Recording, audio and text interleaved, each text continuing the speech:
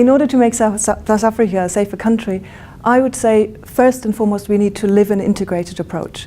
An integrated approach means that we can't leave the prevention of violence and crime just to the police and the security sector. It is a problem that is beyond a policing problem. Yes, we need a strong police, we need a strong criminal justice sector, but most of all we need to make sure that the risk factors or the factors that lead to young people and to people generally being violent and engaging in acts of criminality are reduced. And how do we reduce that?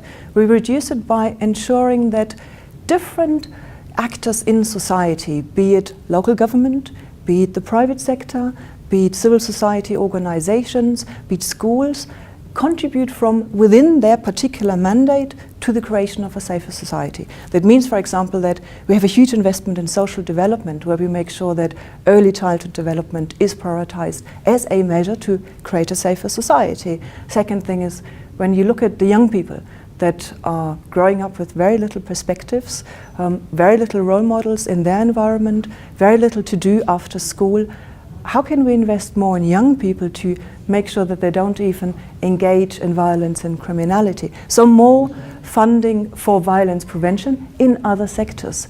Another issue would be the mainstreaming of violence and crime prevention and approaches to community safety in the thinking and acting of local government. Ultimately, the local level is where people experience the level of safety or unsafety. So local government can contribute to providing safer environments by providing an enabling environment for other actors to come together and to create a safer society. That means, for example, that local government ensures that in issues that first of all might not even sound like they have something to do with violence and crime prevention, like building, roads, infrastructure, housing, that they mainstream safety considerations into that.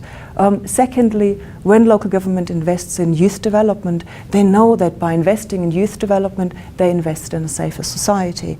We advise, as the Violence and Crime Prevention Program, local governments how to mainstream safety with very easy intervention. Sometimes it's easier to tell different actors from different sectors to make small changes in their everyday work rather than telling one actor like the police or social development to solve the problem for all of society. We've just been on a study tour to Colombia and Brazil where we saw the integrated approach being lived.